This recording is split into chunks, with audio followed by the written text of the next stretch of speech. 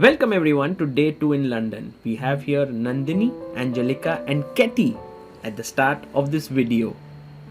Anish Giri is getting ready for his game while he's playing for team Hexamind. He has had 3.5 out of 4 on day 1 and looks in great form. We have the team of FIDE management board here with everyone in their blue attire and the youngsters from Turkey, Generation XYZA, Edis Gurel, Yaz Khan, Erdogmus. We have Salimova here and Attila Kuru is here. So a nice team, and WR chess team on the top board with Firuza, Nakamura, MVL facing Malcolm's mates with Michael Adams there. Such a cool encounter, and Vidit and Anish sitting next to each other is a complete vibe. They're both enjoying each other's company, just hanging out with each other. And we have the guest of honor here, Lord David Wigley, who's come. Malcolm Payne is making sure he meets the CEO of FIDE, Emil Sutovsky. We have Nodirbek here, and the first move, E4, played by the guest of honor on Firuza's board. Very nice scene there. And Sharbarto Mani here waiting, Vishy Anand waiting. Well, they are taking on MGD1, and we have Arjun Erigaisi and the board number 6, Atharvaa Tayade, running in to make it to the venue. They were delayed by almost 3 minutes while Atharvaa is being checked. Arjun runs in and trying to find the board, reaches here where Vishy Anand was waiting for him. A very important clash on the first board between team of MGD1 and team Freedom, and Arjun was surely a small favorite against Vishy, having the white pieces, but as it turned out, Vishy was completely in his element as he played his bishop to f3, and Arjun had to resign here as the queen. And there you see, one of the things about Arjun that is so amazing is that even though he lost, he immediately wanted to know what his mistake was. Vishy asks him to come there and analyze. Meanwhile, Emil, who is the captain of the team, Emil Sutovsky, is so happy, and Vishy's win was a very, very critical one for his team. And there we see both of them analyzed for close to 15 minutes standing here, which is so wonderful to see. And then the FIDE president Arkady Dvorkovich also complimented Vishy for his game.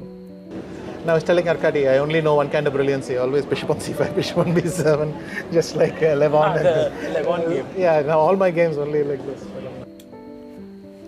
Atharvaa Tayade on the 6th board for team MGD1 made sure that his team didn't lose the match, because there were 4 draws from board 2 to 5, and then Atharvaa winning it made it a 3-3 tie here. Clearly Atharvaa, who does not play chess regularly but is from IIM Calcutta and IIT Bombay, is an amazing chess player, and he scored 8 out of 8, and he has been one of the big strengths of team MGD1. You can see here the team with Hari Krishna, Leon, Anton Guyaros, Tavrula Solakidu, all of them gelling in really well, with their team captain being Srinath Narayanan, and all of them waiting here for Atharvaa to join in, because he played a critical role in ensuring that his team does not lose this match. And this is such a huge confidence booster for any player who's below 2000 to get these pat on the backs from these top players. Given that I have not played chess in a long period of time, I was kind of very hesitant to talk to them about chess. So I was like how will they, kind of see me? I mean, whether if I make some idiotic suggestions, to put it bluntly, how will they react to it? But everybody was very helpful. And after the second or third game, Hari Krishna himself was talking to me about my game. Wow. So he was telling me, you should have done this, you should have done that, and that in itself was something which I take, it's a big thing for me personally. It's a very nice final moment between Mongolia B on the right. We have Gan Erdine Sugar against Andrew Hong. Mongolia B won 4-2, and you see how all the teammates gather together to analyze. And now a very important clash here between Boris Gelfand, who's playing for the team of Rishon LeZion, and Richard Rapport, who's playing for Cas Chess. And you can see Richard here very stressed out. Cas Chess is currently leading 3-2. So if Richard gets half a point, his team should win. He moves his king here and absolutely blunders the rook. And look at Richard. He's like, oh my god, how did I even miss this? The pawn is queening. He resigns. 3-3 is the score here. And you can see Boris Gelfand scoring the most important win for his team. But what I absolutely loved is when his team members came to congratulate him, he was like, no, I don't need the congrats because my opponent blundered. Look at this. Opponent blundered, and this is the gentleman that Boris Gelfand is. 3-3 is the score for the team. Boris providing that important win, but I love how he did not celebrate that victory with too much. I mean, he was happy for the team, but not for his own win because Rapport had blundered there. One of the biggest gentlemen in the game of chess, playing the World Championship in 2012, Boris Gelfand is an absolute legend. And here we see the game match between Uzbekistan and Hexamine. Very tough match. While Uzbekistan really played well in boards 1 and 2, on the final 2 boards, Hexamine struck back with Divya scoring the win, and the score was a 3-3 tie between these two teams. In the team dugout, we had Nidhi, wife of Vidit, having a good time practicing chess. And before the start of the 6th round, we had a minute of silence for the Air India crash that took away lives of so many people.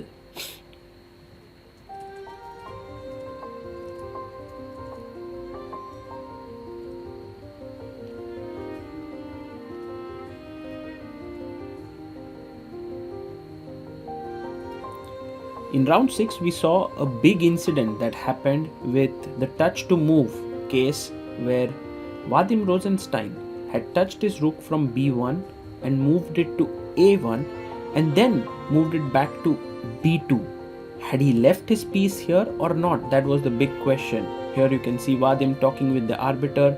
The arbiter asks to continue the game by putting the rook on b2. Atharvaa Tayade agrees to it and the game resumes. Meanwhile, the live stream had this moment which was captured, which GM Srinath Narayanan got it checked and then informed to the chief arbiter, who then saw the live stream and said the rook on a1 was left and then the game has to be brought back to that position.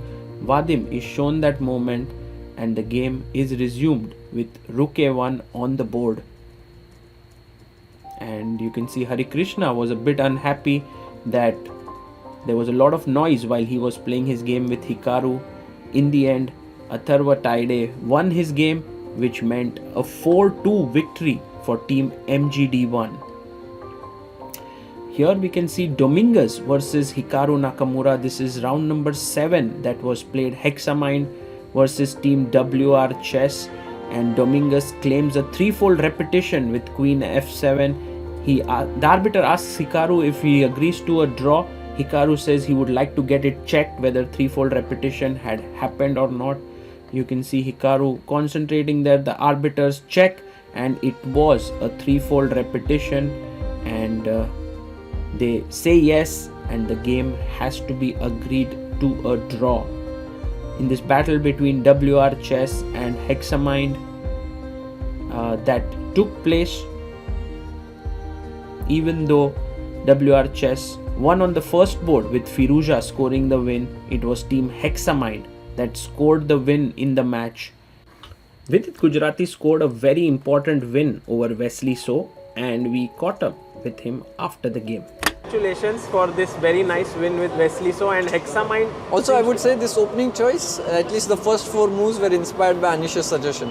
Oh, so he suggested that? Yeah, he said, why don't you play this? And I was like, okay, makes sense. Wow, that's so cool. One of the most beautiful things that this tournament has helped to achieve is giving exposure to young talents. Here you can see Faustino Oro playing on the top board against the legendary Levon Aronian, with players like Dominguez, Anish Giri, Divya and everyone watching the games closely. This is actually a great boost in confidence for a player like Faustino. Here you can see how Attila Kuru from the team of Generation XYZA scored a very important win for his team against the Ashdod Chess Club and gets a pat on the back. And these are the moments which makes you realize that events like these go far beyond than just win and loss. Like here, Faustino lost the game, and the team captain of Aronian's team was so happy there. We see Team MGD1 so worried about their battle between friends and Germany and friends. By the way, Team MGD1 did win, and a beautiful view of the playing hall with all the tension in the moment. You have Sharbarto Mani there playing Vidit Gujarati, playing there against Pranav, Arjun Erigaisi playing against Murzin, Divya playing against Solakidu. Divya won this game for Team Hexamine, and this was a very important win for the team. Divya showed her class in this encounter. The score started to be in favor of Team Hexamine as they won few games. 3-2 was the score, and here you can see Atharvaa Tayade once again delivering for Team MGD1. So he pulled one back there, but Dominguez was super strong against Hare Krishna. And there you can see the scorecard as the match kept building on and on. Dominguez won his game, which was very important. So 3-2 victory here was in sight, but it all hinged on this final game between Arjun Erigaisi and Volodar Mirzin. If Arjun managed to win his game, it would be 3-3 tie. But if Volodar struck here, then the team of Hexamine would win. The game between Vidit and Pranav ended in a draw in the background.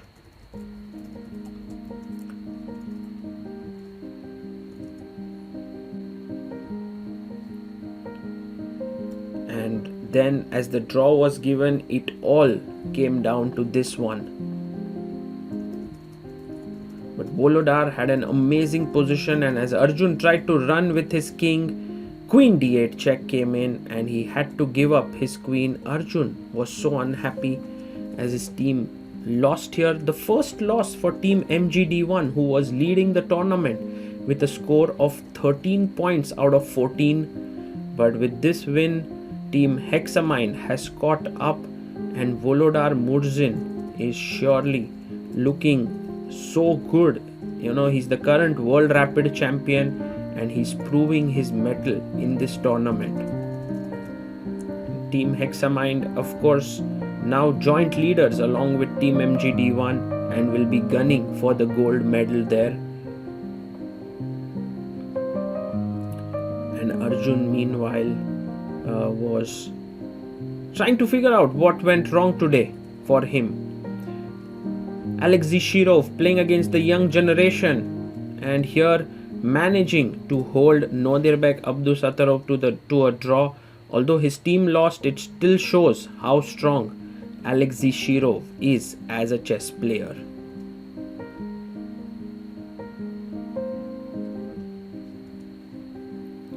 Once again, very nice to see these battles. Team MGD1 leading with Hexamine, Freedom and Uzbekistan and Germany right below them. It's going to be an exciting final day at the World Rapid Team Championship 2025.